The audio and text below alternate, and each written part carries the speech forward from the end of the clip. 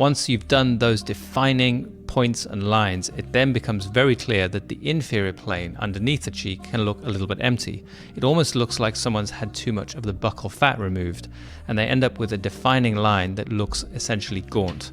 And this is where a cannula treatment comes into its own. We certainly don't want to be injecting deep with a needle in this area because your transverse facial artery and the important nerves of your face will run underneath the zygoma. In this area, I switch to a cannula at middle depth and I feather this in gently to create a nice smooth transition between the projecting points of the cheek and the inverse defining line of the mid-cheek. What are the components of a chin, a jawline, a cheek?